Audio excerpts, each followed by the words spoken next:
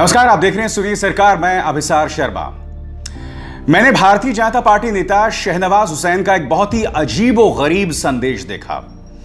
इसमें शहनवाज हुसैन राहुल गांधी को यह नसीहत दे रहे हैं कि एक ऐसे वक्त जब कोरोना संकट का सामना देश कर रहा है, आप अमीर बनाम गरीब की राजनीति करना छोड़ दें। यह नसीहत दे रहे हैं वो राहुल गांधी को। हां, यह बात अलग है शहनवाज हुसैन साहब कि आपकी पॉलिटिकल पार्टी एक ऐसे वक्त जब देश कोरोना संकट का सामना कर रहा है, उस वक्त पालघर के बहाने सांप्रदायिक माहौल बढ़ा सकती है, हिंदू मुस्लिम कर सकती है। दिलचस्प बात यह है कि पालघर को पहले इन्होंने हिंदू मुस्लिम करने की कोशिश की, वो कामयाब नहीं हुआ। उसके बाद इन्होंने वामपंथियों को टारगेट करना कोशिश की, वो कामयाब नहीं हुआ।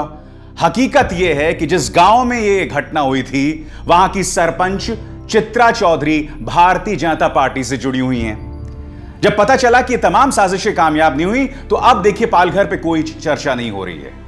मगर शुरू में इन्होंने हिंदू संतों को टारगेट करने की बात की।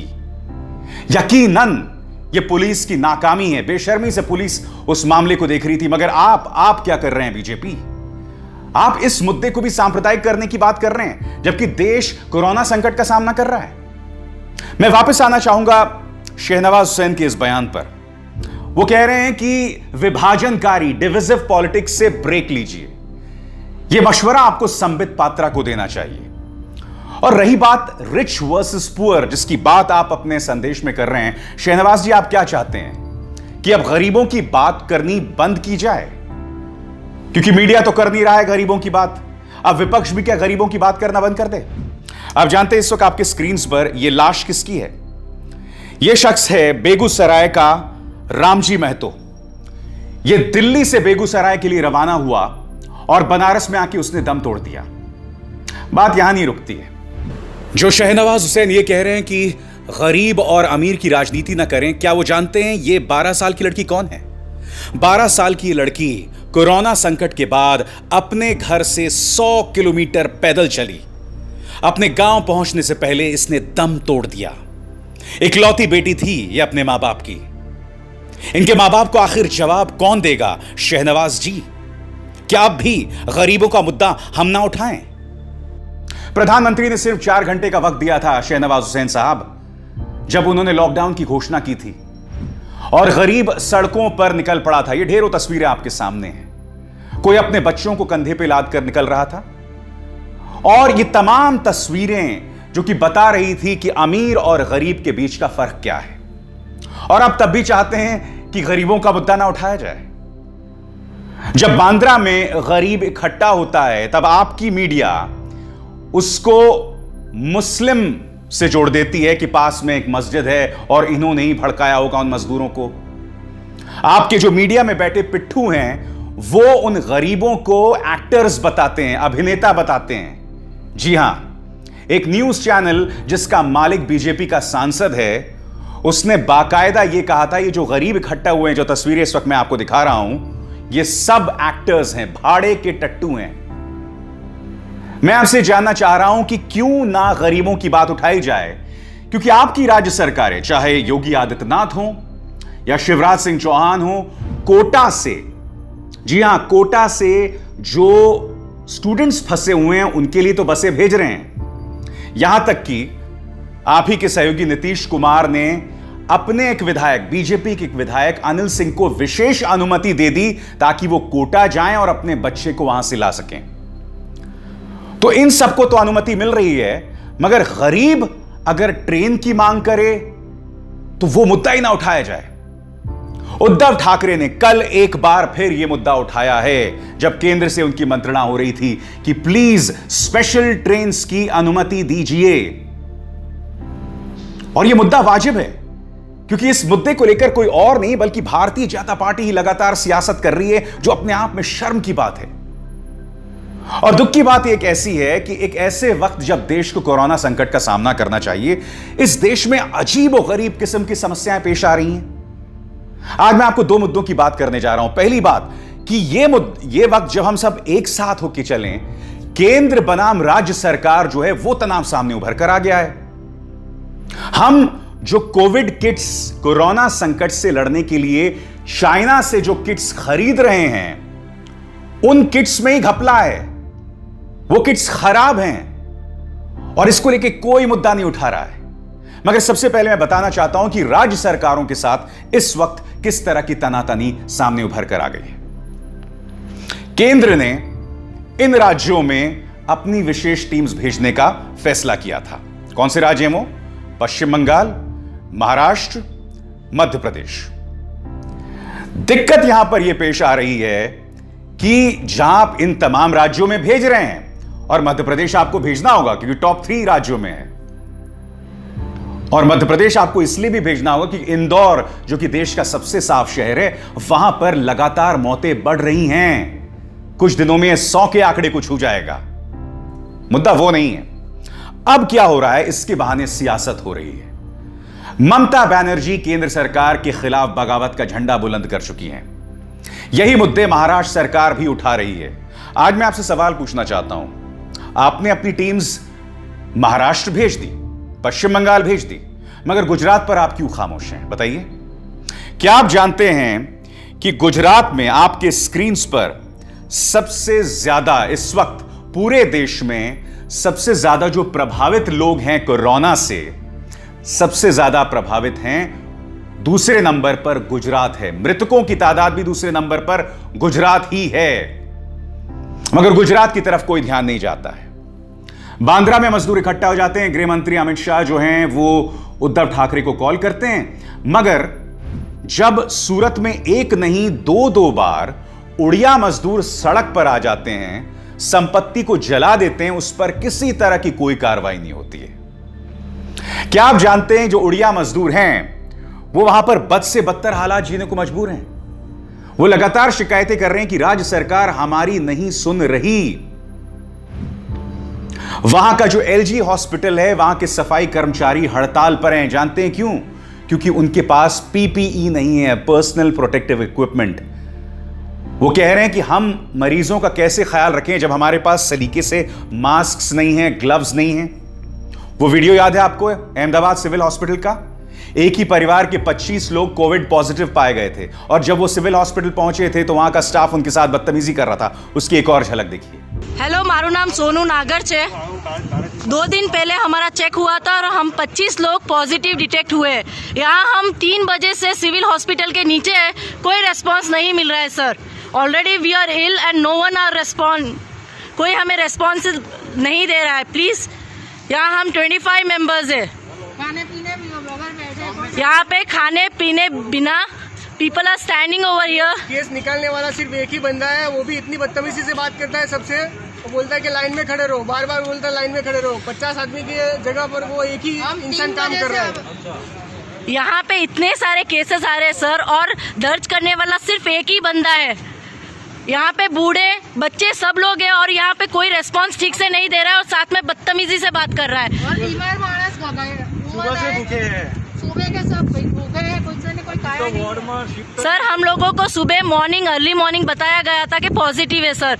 उसके टेंशन की वजह से किसी ने खाना और पीना कुछ नहीं किया और हमें 3 बजे से यहाँ खड़ा रखा है, और हम यहाँ पे सिविल हॉस्पिटल के नीचे खड़े हैं सर। तो ये बताने के लिए हम यहाँ पे वीडियो ले रहे हैं। इस तरह की ढेरों मिसालें अहमदाबाद, गुजरात से आ रही हैं, मगर पूरी खामोशी केंद्र सरकार की तरफ से है। आप ममता बनर्जी को तो फरमान जारी कर देते हैं, मगर गुजरात पर आप पूरी तरह से खामोश हैं। इसलिए आज की तारीख में जो इस मुद्दे पर एक संकट पैदा हो गया है, राज्य सरकार बनाम केंद्र सरकार, वो अपने आप में बहुत चिंताजनक है। सबसे पहले मैं आपको यह बताना चाहूंगा कि पश्चिम बंगाल से तनाव पैदा क्यों हुआ। क्या आप जानते हैं कि गृह मंत्रालय 19 अप्रैल को एक ऑर्डर जारी करता है जिसके अंतर्गत न सिर्फ पश्चिम बंगाल, राजस्थान, महाराष्ट्र और मध्य प्रदेश में वो टीमें भेजता है। 20 अप्रैल यानी कि सोमवार को 2 टीम्स वो कलकत्ता पहुंच जाती हैं, और जैसे ही ये टीम पहुंचती हैं बवाल पैदा हो जाता है। ममता बनर्जी आपके सामने ये ट्वीट करती हैं, We welcome all constructive support and suggestions, especially from the central government in negating the COVID crisis. However, the basis on which Centre is proposing to deploy IMCTs in select districts across India, including few in West Bengal, under Disaster Management Act 2005 is unclear. आप ये teams क्यों यहां पर लगा रहे हैं, उसके दिशा निर्देश स्पष्ट नहीं, ऐसा ममता बनर्जी शिकायत करती हैं। वो आगे कहती हैं कि मैं नरेंद्र मोदी और गृह मंत्री अमित शाह से अपील करती हूं कि जो भी पैमाने हैं वो स्पष्ट करें, उससे पहले हम संघ की यानी कि फेडरलिज्म की आत्मा को ध्यान में रखते हुए इस मुद्दे पर बहुत कुछ ज्यादा नहीं कर पाएंगे। बाद में ममता बनर्जी एक लंबा चौड़ा खत प्रधानमंत्री नरेंद्र मोदी को लिखती हैं जिसमें वो ये बातें कहती हैं। The chief minister stressed that her government had been proactive in announcing a lockdown and its extension, even allegedly before it was announced by the central government. Such unilateral action on the part of the central government is not desirable at all. Mamata Banerjee यहां पर यह कह रही हैं कि lockdown की घोषणा से पहले ही हमने सख्ती कर दी थी, लिहाजा केंद्र सरकार जो ये टीम्स हमारे यहां भेज रही है इसका क्या मायने हैं, क्या मतलब है, इसको लेकर हमें आपत्ति है।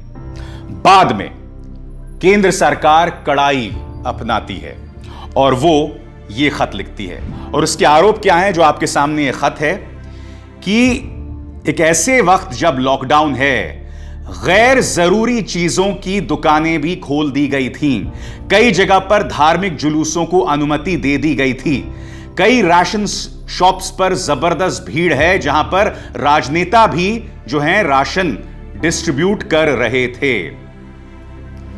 यह तनाव दोनों के बीच पैदा हो जाता है, नतीजा यह होता है कि एक संकट जैसा उत्पन्न हो जाता है। मगर फिर मैं दोबारा आपको लेकर चलना चाहूंगा उस मुद्दे की तरफ जो मैंने कुछ देर पहले उठाया कि आखिर गुजरात को लेकर पूरी तरह से खामोशी क्यों है। आपने पश्चिम बंगाल में टीम भेजी, आपने राजस्थान में टीम भेजी, महाराष्ट्र में टीम भेजी, ये 3 विपक्षी राज्य हैं, और आपने मध्य प्रदेश में टीम भेजी। मध्य प्रदेश को आप इग्नोर नहीं कर सकते क्योंकि मध्य प्रदेश टॉप 3 स्टेट्स में है जहां हालात बद से बदतर हैं, और मध्य प्रदेश में जो हालात हैं वो आप ही की देन है, क्योंकि जब देश कोरोना संकट का सामना कर रहा था तब आपने वहां पर सत्ता पर परिवर्तन करवा दिया, एक सरकार जो चुनी आ रही थी उसे आपने गिरवा दिया। और मध्य प्रदेश की बात करें तो एक अरसे तक यहां पर स्वास्थ्य मंत्री नहीं था, 1 मैन शो चल रहा था, यानी कि मामा शिवराज सिंह चौहान वही मोर्चा संभाले हुए थे, मगर वो भी पूरी तरह से असफल दिखाई दे रहे थे। तो वहां तो आपको टीम भेजनी थी, मगर गुजरात पर पूरी तरह से खामोशी क्यों? आप इस तरह से रक्षात्मक मुद्रा में क्यों आ जाते हैं जब गुजरात की बात होती है? क्या गुजरात में सब कुछ सही चल रहा है? क्या यह सवाल उठाया जाना लाजमी नहीं है? आपकी प्राथमिकताएं क्या हैं? सवाल आज मैं सुनिए सरकार के जरिए यही कर रहा हूं, और जो तमाम बातें मैं आपके सामने पेश कर रहा हूं ये सिर्फ तथ्यों पर आधारित है। अब लाइव मिनट की यह खबर देखिए जो अपने आप में बहुत ही हैरत में डालने वाली खबर है। खबर यह है कि चाइना से जो हम कोविड प्रोटेक्शन किट्स ले रहे हैं, कोरोना संकट का सामना करने के लिए जो चाइना से हम तमाम किट्स ले रहे हैं, उनमें जबरदस्त खामियां हैं। आज मैं यह सवाल पूछना चाहता हूं, जब देश इतने बड़े संकट का सामना कर रहा है तो क्या हमने पहले से ही कोई पैमाना नहीं बनाया कि हम कहीं से अगर कोई किट्स लेंगे तो उसके क्या ifs, buts, pros and cons होंगे? यही मुद्दा उठा रहे हैं राजस्थान के मुख्यमंत्री अशोक गहलोत, और वो क्या कह रहे हैं आपके स्क्रीन पर। I had earlier suggested to Government of India that a centralized mechanism with proper guidelines of quality check may be developed for the procurements of medical equipments. Unfortunately, this was not accepted. Had this suggestion been accepted, failure of rapid test kits could have been avoided. We have written to ICMR for the same. Kits fail हो रही हैं और appeal की थी यहां पर मुख्यमंत्री अशोक गहलोत ने कि आप इस पर एक आम राय बनाएं, मगर इस राय को नहीं माना गया। आज मैं यही तो आपसे सवाल पूछ रहा हूं। ये तमाम चीजें बुनियादी चीजें हैं भाई। पालघर पर अगर आप हिंदू मुस्लिम सियासत करना चाहते हैं वो बाद में कर सकते हैं, मगर इस वक्त तो कम से कम ये चीजें ना करें। अब मैं आपको एक और चीज बताता हूं, इनकी प्राथमिकताएं जो है ना वो आपको और दिखाई देंगी। अनलॉफुल एक्टिविटीज प्रिवेंशन एक्ट के अंतर्गत आपने इन लोगों पर केस दर्ज कर दिया है। कौन कौन? ये कश्मीर के कुछ पत्रकार, मसरत जहरा, पीरजादा आशिक, गौहर जिलानी, मीरान हैदर जो कि जामिया की स्टूडेंट हैं, सफूरा जरगर जामिया की स्टूडेंट, और उमर खालिद जेएनयू के स्टूडेंट, इन सब के खिलाफ आपने यूएपीए के अंतर्गत केस दर्ज कर दिया है। क्या ये वक्त है ये तमाम चीजें करने का? क्या कोरोना संकट में भी आप अपनी सियासत करने से बाज नहीं आएंगे? और बात वो है ही नहीं, मैं कुछ और कहना चाहता हूं। मैं दोहरे मापदंड की तरफ आपका ध्यान खींचना चाहूंगा। वही दोहरा मापदंड जो मैंने आपको बताया, दिखाई कब दिया? जब आप राज्य सरकारों पर अंकुश लगा रहे थे। गुजरात को लेकर आप पूरे खामोश हैं, मगर यहां पर चूंकि ये सब मुसलमान हैं, इन सब के खिलाफ आपने केस दर्ज कर दिया। मगर जो अनुराग ठाकुर देश के गद्दारों को गोली मारो के नारे लगवाते हैं, उन पर कोई केस नहीं। ठीक है? जो कपिल मिश्रा दिल्ली दंगों से ठीक 2 दिन पहले एक भड़काऊ बयान देता है, उसी जगह पर जहां से दंगे शुरू हो गए थे, और खुद इंडियन एक्सप्रेस की एक रिपोर्ट के मुताबिक दिल्ली पुलिस ने कहा कि जैसे ही कपिल मिश्रा ने बयान दिया था, उसके बाद ढेरों व्हाट्सएप ग्रुप्स बन गए और उन्हीं व्हाट्सएप ग्रुप के जरिए अफवाहें फैलने लग गईं। उस कपिल मिश्रा को तुमने गिरफ्तार नहीं किया। प्रवेश साहिब सिंह वर्मा जो लगातार भड़काऊ बयान देते रहे, सांसद महोदय है ना, उनके खिलाफ आपने कोई केस दर्ज नहीं किया। कपिल गुज्जर, उसे आपने गिरफ्तार तो किया, ये शाहीन बाग गए, गोली चलाई, गिरफ्तार तो किया, मगर फिर बाद में रिहा भी कर दिया आपने। आज मैं आपसे यही सवाल पूछना चाहता हूं, ये दोहरे मापदंड दिखाकर आप किसका फायदा कर रहे हैं? ये निचले स्तर की सियासत करके, सक्रिय सियासत करके, आज इन्हीं तमाम हरकतों की वजह से देश की बदनामी इंटरनेशनल लेवल पर हो रही है। विश्व स्वास्थ्य संगठन कह रहा है, कोविड को लेकर भारत जो लड़ाई लड़ रहा है, उसमें आप मुसलमानों के साथ भेदभाव ना करें।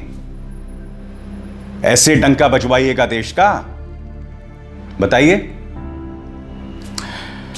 खैर, सुनिए सरकार में बस इतना ही। आज के इस कार्यक्रम का मकसद यही था कि ये जो हम लड़ाई लड़ रहे हैं, एक साथ यूनाइटेड होने के बजाय हम सब अलग थलग दिखाई दे रहे हैं, और हमारे अंदर का कुरूप चेहरा बार बार सामने उभर कर आ रहा है, जो अपने आप में एक बहुत बड़ी त्रासदी है। आप सबसे अपील कि इस कार्यक्रम को ज्यादा से ज्यादा लोगों तक पहुंचाएं, इसे लाइक करें, शेयर करें, और HW न्यूज को सब्सक्राइब ही नहीं करें बल्कि उस बेल आइकन को भी जरूर दबाएं। अभिसार शर्मा को दीजिए इजाजत। नमस्कार। अब खबरें पाइए सबसे पहले हमारे मोबाइल न्यूज एप्लीकेशन पर। एंड्रॉइड या iOS प्लेटफॉर्म पर जाइए, HW न्यूज नेटवर्क को सर्च कीजिए, डाउनलोड कीजिए और अपनी सुविधानुसार भाषा का चयन कीजिए। खबरों की भीड़ में अपने काम की खबर पाते रहिए।